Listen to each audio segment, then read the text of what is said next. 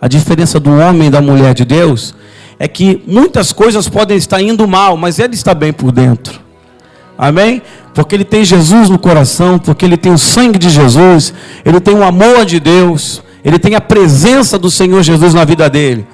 Lembra daquela mulher que o filho dela havia morrido e ela estava indo em direção ao profeta e o marido dela perguntou: está tudo bem?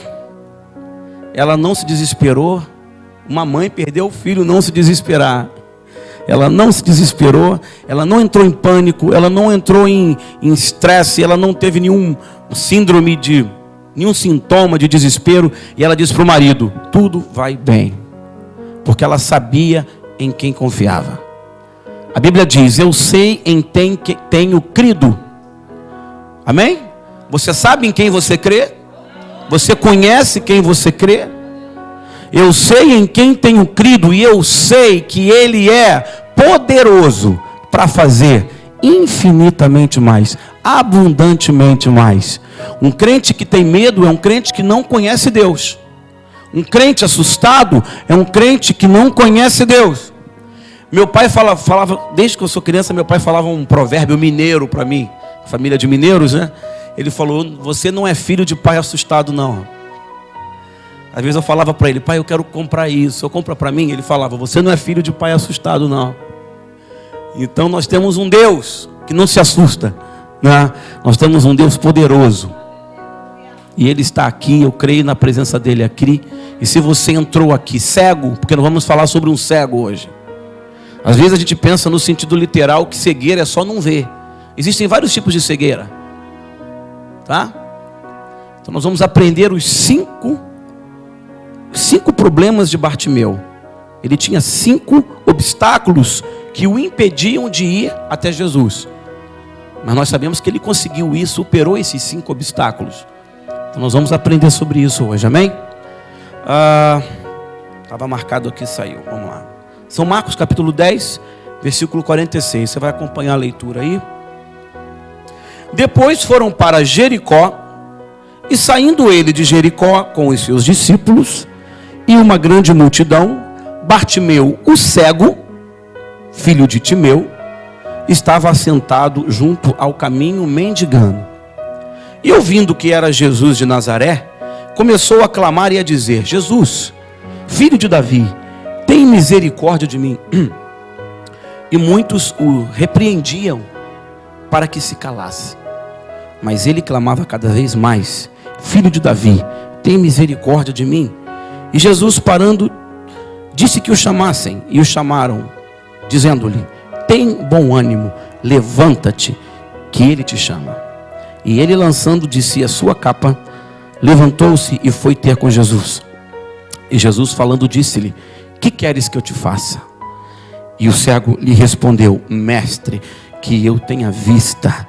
E Jesus lhe disse: vai, a tua fé te salvou. E logo viu e seguiu a multidão pelo caminho. Amém? Levanta a sua mão direita ao céu. Senhor, te agradecemos nessa manhã, primeiramente pela oportunidade de estar aqui na tua casa, Senhor. Quantos partiram de ontem para hoje? Quantos vão partir hoje? Quantos estão deixando de ver o dia clarear? Quantos vão deixar de ver o sol? Mas o Senhor está nos dando mais um dia de vida. O Senhor está nos dando mais uma oportunidade de estar na tua casa. O Senhor está nos dando mais uma oportunidade de poder te glorificar, de poder olhar o sol, de poder olhar o irmão, de poder olhar a nossa família. É mais um dia de vitória só por estarmos vivos. O ar que respiramos, todos os obstáculos, Senhor, a vencer todas as barreiras e conseguir chegar até Ti e poder receber aquilo que precisamos, porque cada um de nós precisa, Senhor. Cada um de nós aqui é Teu filho, cada um de nós aqui tem anseios, necessidades, desejos, sonhos, e eu sei, Senhor, que Tu pode nos realizar isso. Eu creio, Senhor, que Tu és a fonte da solução de todos os nossos problemas, mas nos ensina a conseguir chegar aos Teus pés, Pai. Nos ensina a chegar à Tua majestade, porque aí sim, Senhor, seremos mais do que vencedores, porque aí sim, Senhor, seremos mais do que vitoriosos, em nome de Jesus. Amém? Fala para o teu irmão assim: você já é um vencedor. Foi? Aleluia. Você já é um vencedor. Nós às vezes desprezamos as coisas pequenas, que são grandes vitórias. né? Às vezes eu chego para o meu filho e vejo meu filho saudável. Isso é uma vitória, não é? Às vezes você está reclamando. Às vezes você olha lá para sua mãe, às vezes sua mãe está idosa, mas está lá viva, está lá com você, está lá te dando bom dia, boa noite, está lá com você, né? E às vezes a gente despreza isso. Às vezes você está andando na rua com as duas pernas, com os dois braços, comendo, bebendo, podendo comer o que puder, né? Podendo beber qualquer tipo de líquido, comer qualquer tipo de comida, e estão reclamando. Eu tive observando um dia desse uma pessoa próxima à minha casa, que ela tem uma sonda, e ela anda com aquela sonda, porque o intestino dela não funciona. Então, você sabe como funciona isso, né? Imagina, para o resto da vida ela vai ter que ter uma caixa, porque ela não pode mais ir ao banheiro, então aquilo fica externo, sabe? E ela não pode comer um monte de coisa. Quantas pessoas vivem assim? Quantas pessoas estão agora no hospital do câncer, desesperadas, descobriram que tem uma doença? Quantas pessoas fazem um exame de sangue e descobrem que são soro positivo, que são aidéticos? Quantas? E nós estamos aqui, ó. Às vezes achamos difícil, tenho que ir para a igreja domingo, né? Irmãos, tudo que tem fôlego, louve ao Senhor. Amém? Então louve ao Senhor pela tua família, pelos teus filhos. Recentemente uma moça que nós conhecemos aqui, né? O filho dela nasceu morto, né? Não sei se alguns sabem, mas uma moça que foi aqui da igreja, ela estava grávida, foi para a sala de cirurgia para fazer a cesariana. Quando o médico abriu, estava tudo certo. Quando abriu a barriga, a criança, o coração dela parou de bater. E da mesma maneira que a criança nasceu, eles enterraram o filho. Então eu tenho meditado muito nisso e agradecido a Deus pela minha vida, pela vida da minha esposa, pela vida da minha mãe. Todo dia eu oro pela minha mãe, que está aqui pregando, que está aqui ministrando. Por quê? Porque Deus tem que dar muitos anos de vida para ela, porque o que ela faz é muito bonito. O que ela faz é um sacrifício, às vezes, absurdo. Às vezes, eu moro atrás da minha mãe, como eu sempre falo, eu acordo às vezes 5 horas da manhã, para ir no banheiro ou para fazer alguma coisa, e eu quando olho, está lá a cabecinha da minha mãe, lá no outro apartamento, de joelho dobrado. Então eu falo, Senhor, que minha mãe possa viver mais uns 40, 50 anos. Não é? Então nós temos que glorificar a Deus. Aleluia. Então nós lemos sobre Bartimeu, e Bartimeu ele tinha 5 obstáculos. Teria um sexto, mas não vai dar tempo de falar hoje. O primeiro obstáculo, ele era cego. Quem é cego não simplesmente não tem a direção para que caminho seguir. Quem é cego, ele vive eternamente na escuridão. A escuridão é algo infernal. A escuridão é algo terrível. Tenta viver no escuro. Tenta estar num lugar sem luz. Fique sem luz na sua casa. Você ainda tem aquele visual do escuro, mas o cego não tem nem isso. Ele não tem a referência das formas. A vida dele é uma vida de toque, onde ele apalpa, onde ele precisa tocar as coisas. O incrédulo é como um cego. O incrédulo é aquele homem, aquela mulher que ele precisa tocar. Ele precisa vivenciar literalmente as coisas para poder crer. O que Tomé fez? Tomé, ele tinha os olhos físicos, mas ele era cego espiritualmente. Falaram para ele, Jesus ressuscitou. Ele falou, o que? Eu só acredito se ver? Não. Eu só acredito se eu tocar na ferida. Ainda foi debochado. Eu quero tocar na ferida de Jesus. Tanto é que quando Jesus aparece, ele fala, Tomé, toca aqui, ó. Não, agora eu creio. Toca aqui, incrédulo. Então Deus não gosta de gente incrédula. Deus não gosta de gente cego espiritualmente. Mas esse maior, qual seria a palavra? Esse maior defeito de Bartimeu não foi empecilho para que ele se levantasse e seguisse Jesus. Porque o que acontece? Eu aprendi uma coisa, a oportunidade, principalmente na vida do crente, ela passa. E oportunidade é uma coisa que não se deixa passar. Às vezes a oportunidade está num culto. Às vezes a oportunidade está numa oração, numa reunião de oração que começa antes do culto. Às vezes a oportunidade de Deus trabalhar na sua vida está em sentar do lado de uma irmãzinha idosa, semi-analfabeta, que está na igreja. E de repente aquela irmãzinha vai olhar para você e vai ministrar na sua vida. Eu sempre costumo dizer, quem sustenta a igreja são os idosos, são as irmãzinhas que ninguém fala com elas. Elas são as primeiras a chegar, elas que dobram os joelhos, são elas que limpam a igreja, são elas que fazem a comida, são elas que dão o dízimo certinho, são elas que ofertam, são as primeiras a estar ali. E às vezes são as pessoas mais desprezadas na igreja. Senta do lado de uma irmã dessa, ela vai falar assim para você, ó, Deus está contigo, sua vida vai mudar. Eu falo isso que eu tenho 42 anos de vida, 42 anos de crente, nascido e criado na igreja. Eu sei o que eu estou dizendo. Você chega cedo na igreja, está a irmãzinha lá, com a biblinha, com óculos, lendo. Aquela irmã não é cega não, ela vê muito bem, porque ela vê com os olhos da fé. Ela crê, ela sabe, ela conhece. E às vezes achamos que aquela pessoa ali, porque é um doutor, ou porque é um médico, ou porque é um juiz, ou porque tem um status humano, social, nós nos aproximamos às vezes daquela pessoa porque nos sentimos melhor. Não. Jesus falou assim, não desprezem os pequenos, não desprezem as crianças, deles é o reino dos céus. A Bíblia fala que Jesus ele assentava com as prostitutas, comia com elas. Maria Madalena era uma prostituta. Se existe um preconceito hoje contra prostitutas, contra pessoas que vendem o corpo nos dias atuais, né? Na era pós-moderna, imagina naquele tempo. Jesus sentava com elas e comia com elas. A roupa que ele vestiu foi feita por elas. Tá?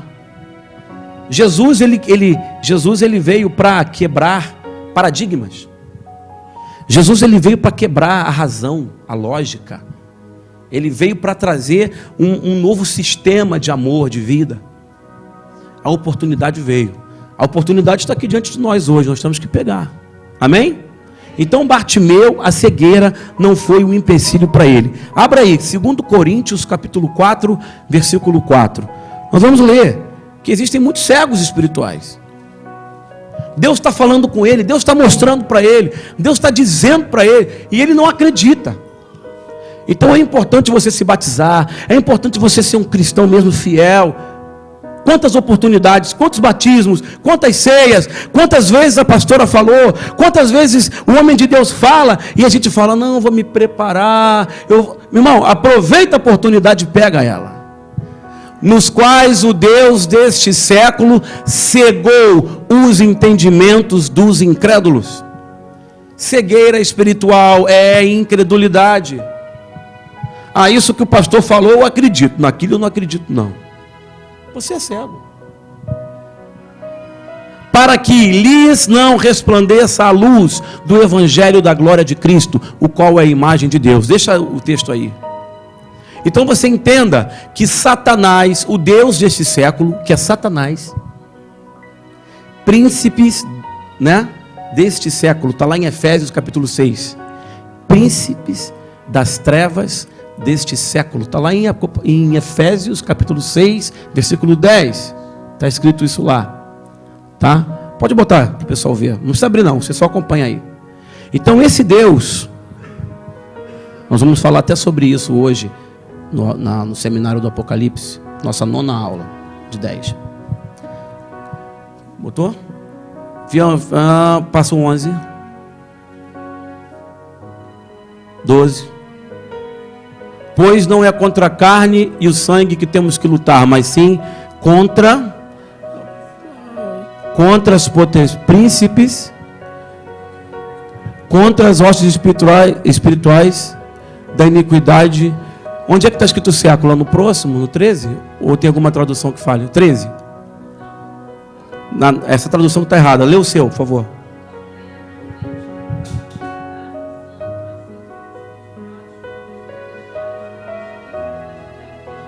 Aí, parou.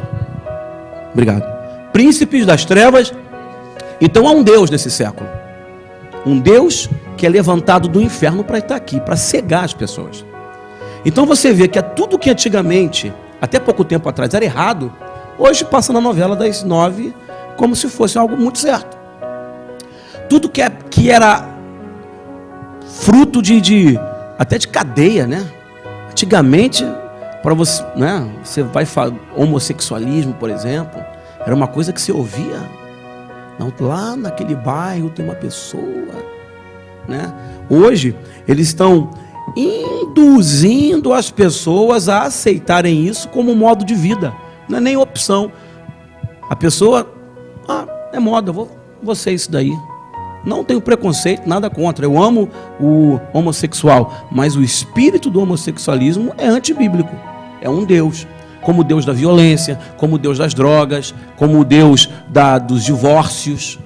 Nunca se houve tanto divórcio no mundo como tem agora. O Deus do suicídio, o Deus do assassinato. Quantas pessoas são assassinadas por dia? Quantas pessoas são dilaceradas por dia? São deuses.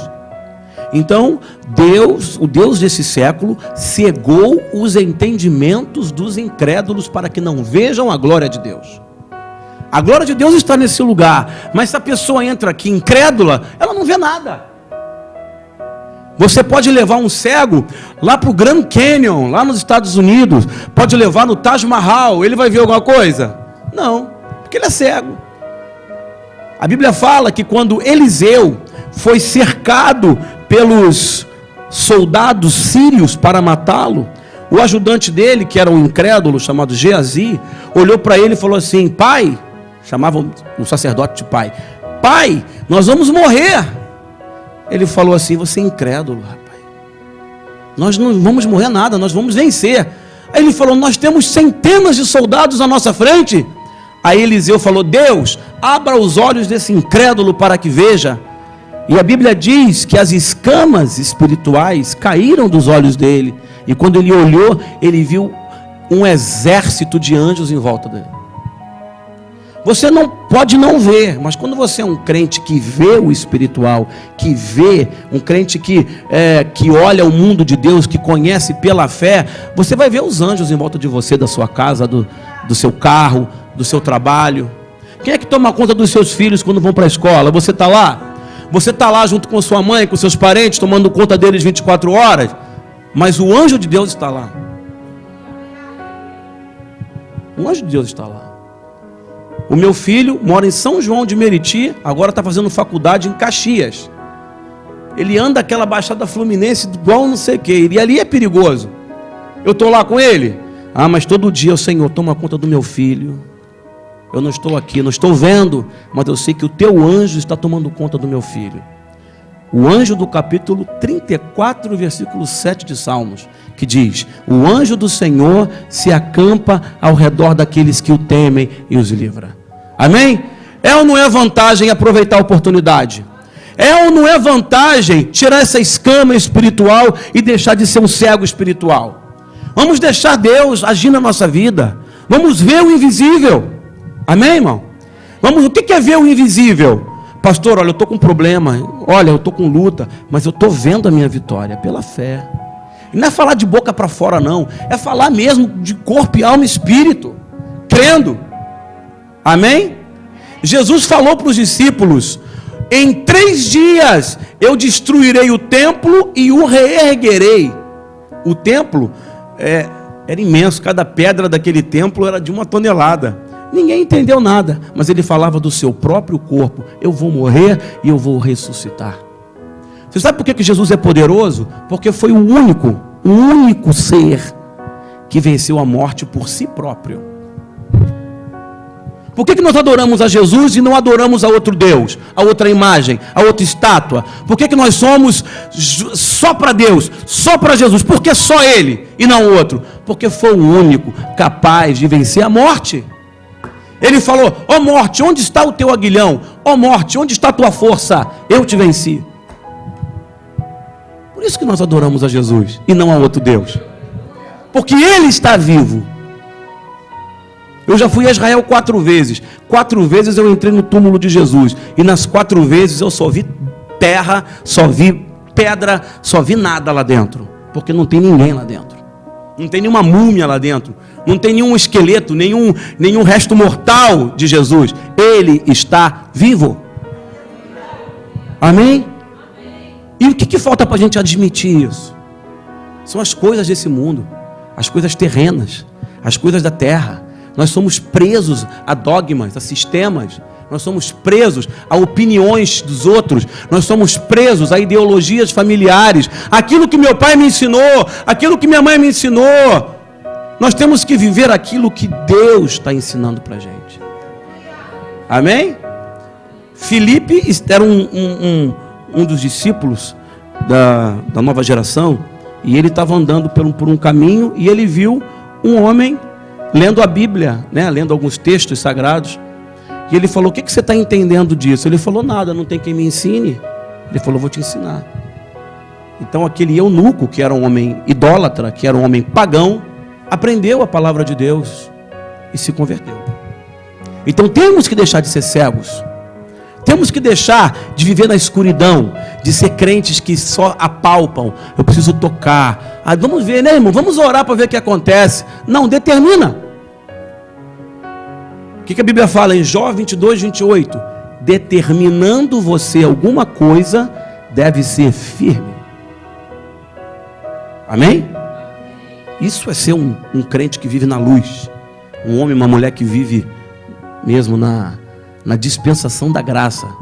Nada bate, nada abala, nada te sufoca. Você não tem ânsia de nada, você não tem depressão, você não tem sintoma de derrota. Você é um vencedor por natureza. Eu não estou falando de automotivação, eu não estou falando de pensamento positivo, eu estou falando de abrir os olhos espirituais e ver. Amém? O segundo problema dele, ele vivia caído. O que a Bíblia fala aqui, né? E estava caído, estava sentado junto ao caminho. A Bíblia diz assim: aquele que está em pé, está lá em 1 Coríntios 10, versículo 11 e 12. Pode abrir aí, se quiser. A Bíblia diz: aquele que está em pé, cuide para que não caia. Porque para levantar é uma dificuldade. Você vem bem na igreja, vem vindo, cantando, tocando, adorando, participando, evangelizando. É aquele crente ativo na igreja, de repente vem um vento.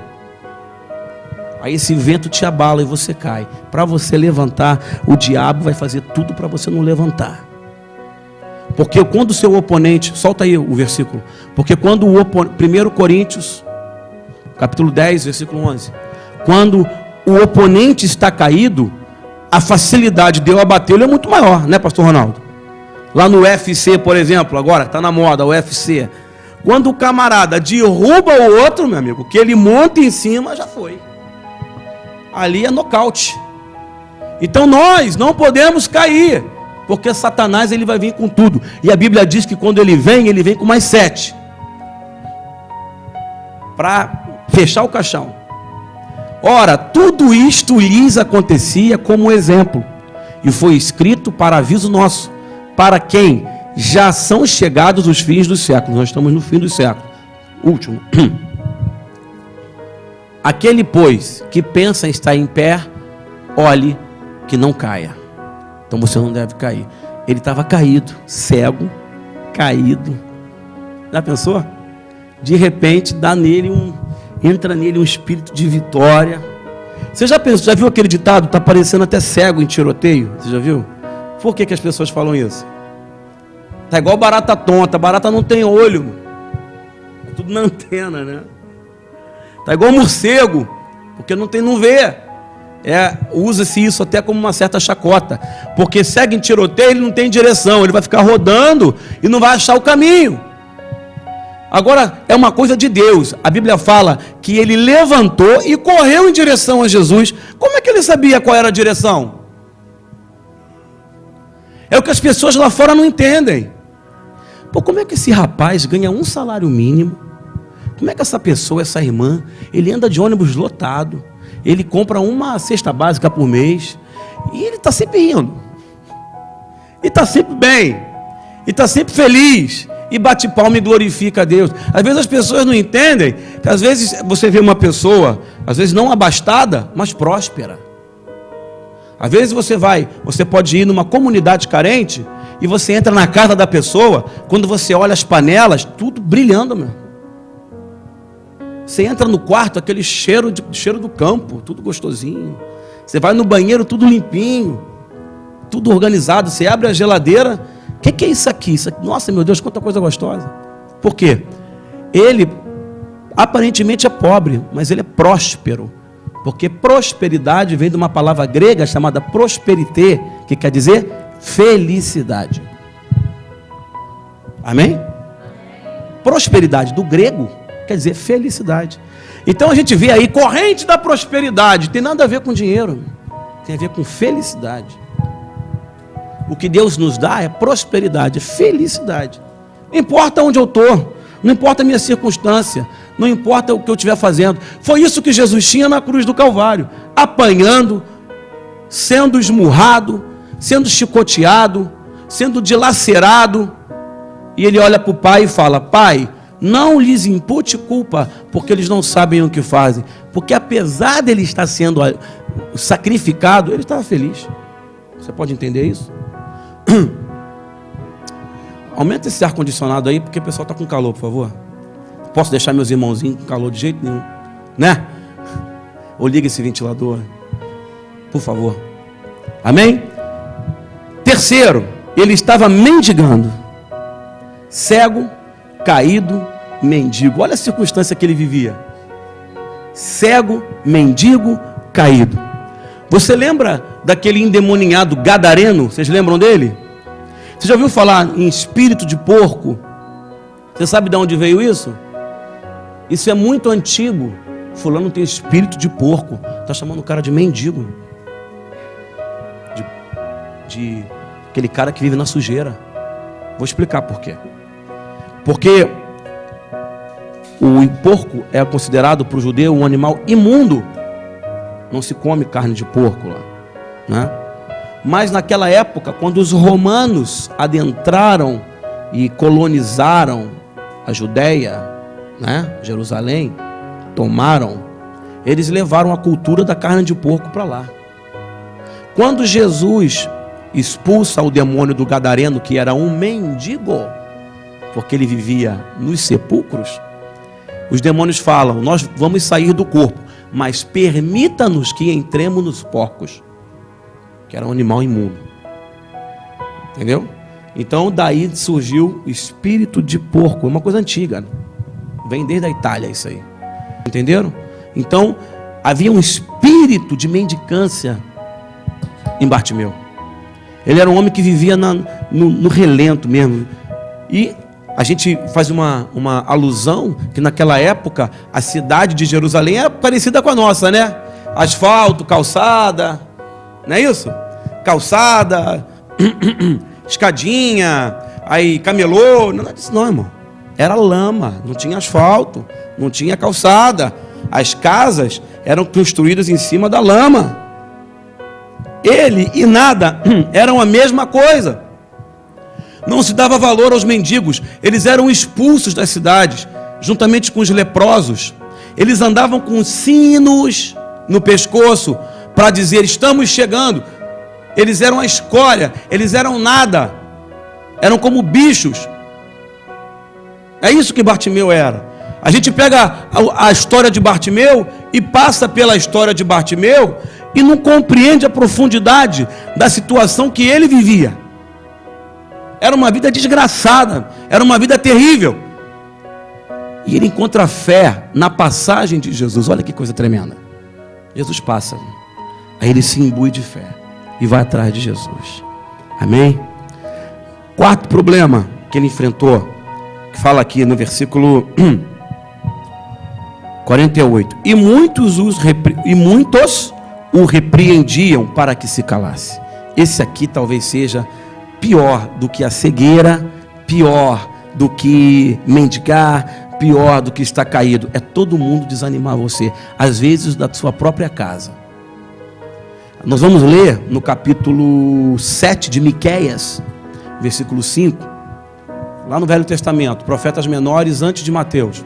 Miqueias, capítulo 7, versículo 5, que os nossos inimigos às vezes são da nossa própria casa. Às vezes o marido quer vir para a igreja, às vezes o marido quer servir a Jesus. Sabe quem é o pior empecilho para ele? Chuta. a abençoada da esposa, meu. O cara quer vir para a igreja, a mulher fala, não, não quero não.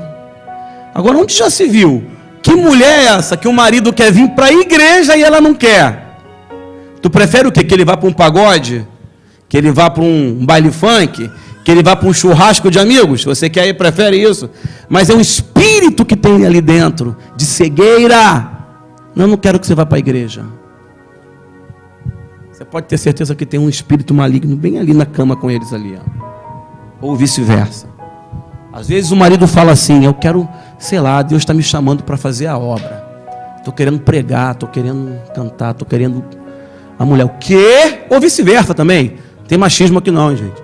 Ou vice-versa. O quê? Que é isso? Você vai aqui nada. Você vai ganhar dinheiro para botar aqui dentro.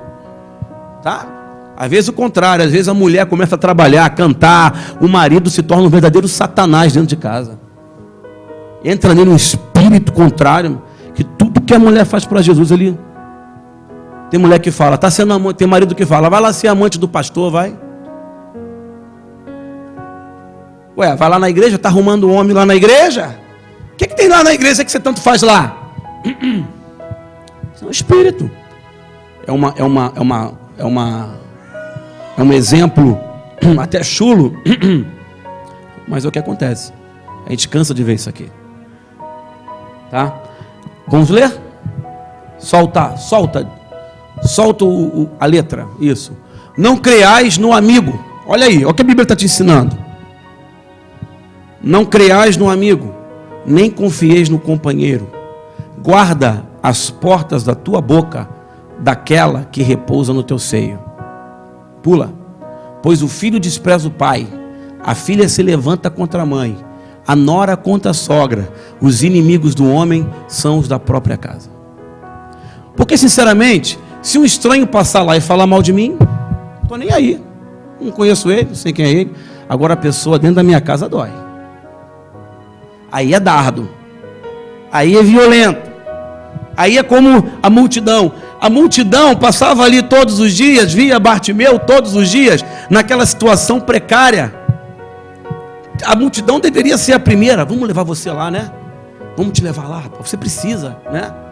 Às vezes, tem muita gente que fala assim, pastor, pastora, eu estou esperando alguém se levantar para me ajudar. Desculpa te chatear, mas ninguém vai fazer isso. Ah, pastor, eu preciso de um ânimo, né? Estou precisando de um ânimo. Desculpe-me, ninguém vai te animar.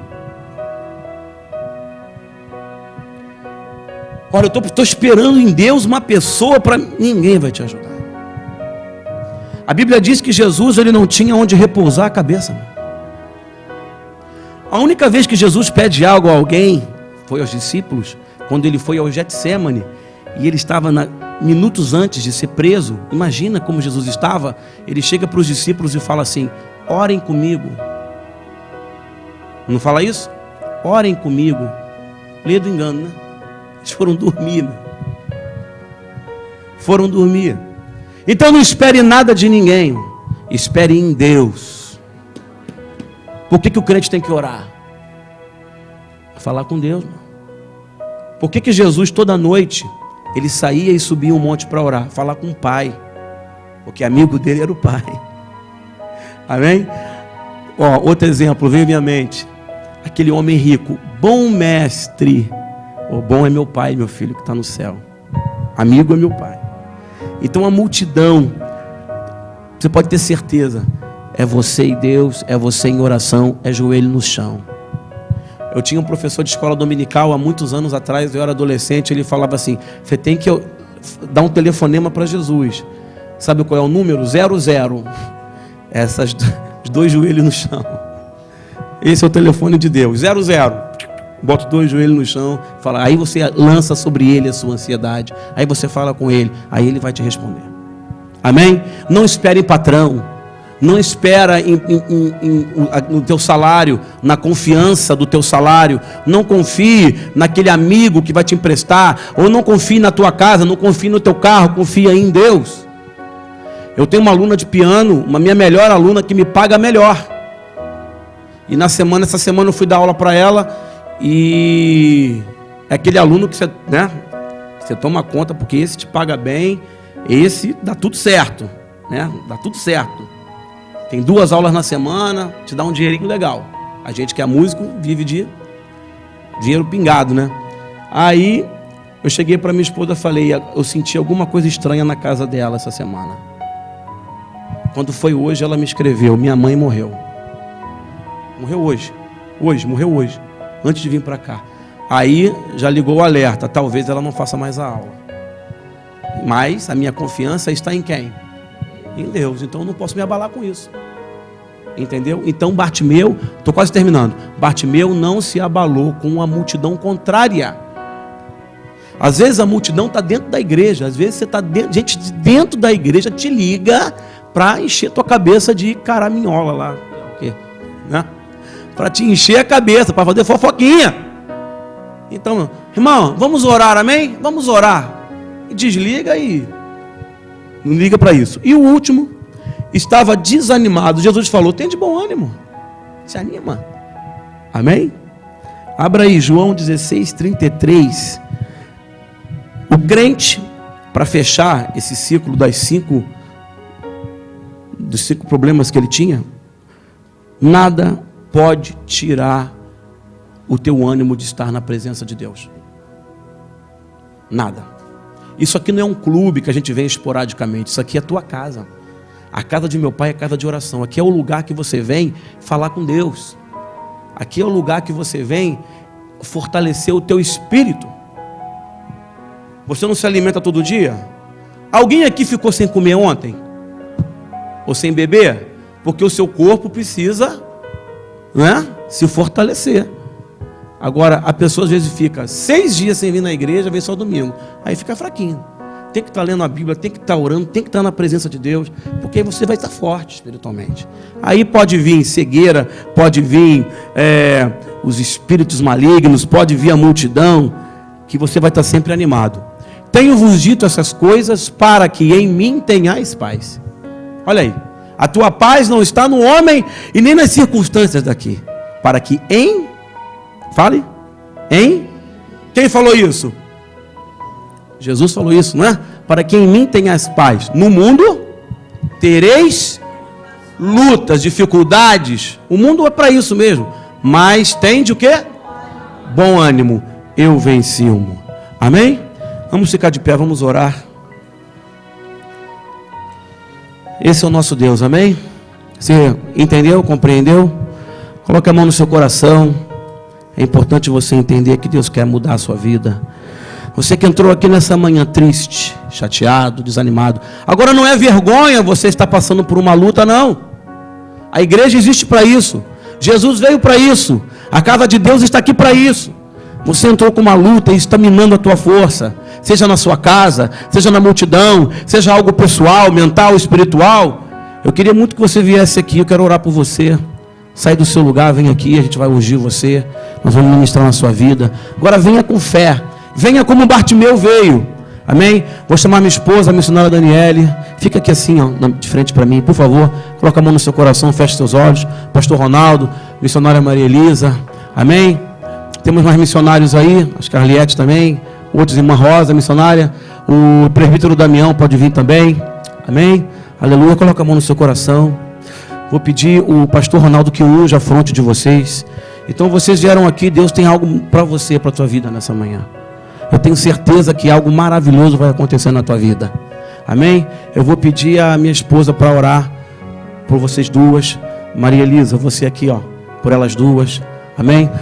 E os outros irmãos vão orando. Amém? A igreja fica de pé, levante as suas mãos, vamos orar. Deus está nesse lugar, o Espírito de Deus está aqui.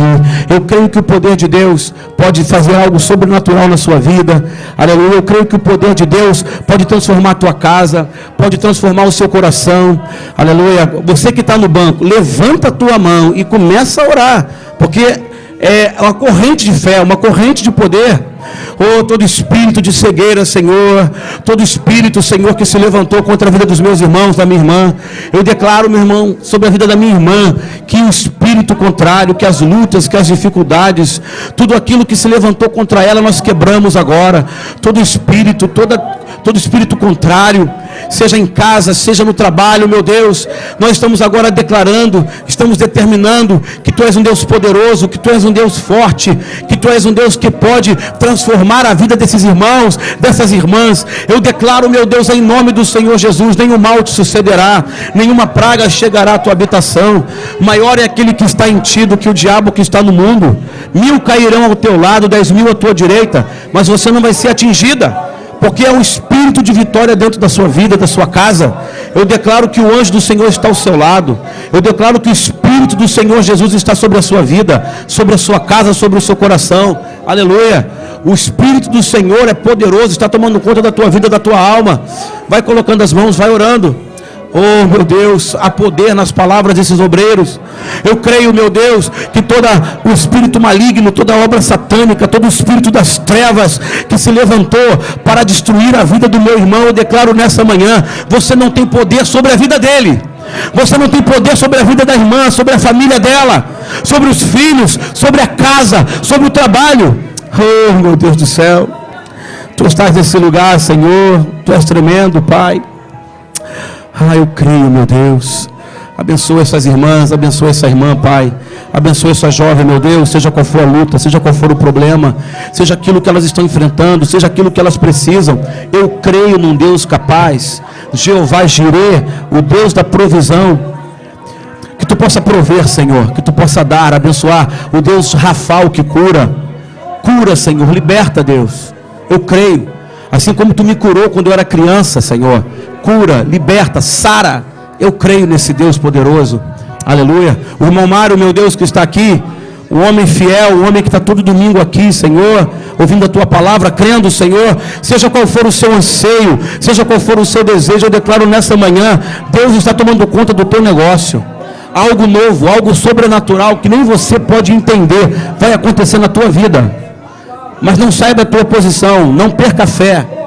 Algo sobrenatural, Deus está falando para mim, sobrenatural. Ninguém vai entender. Algo de Deus na tua vida, na tua casa. Os seus maiores medos vão acabar. As suas maiores aflições vão cessar. Mas Deus está dizendo que Ele vai te dar esse sobrenatural. Eu creio. Aleluia, louvado seja o nome de Jesus. Oh, Tu és poderoso, Senhor. Aleluia.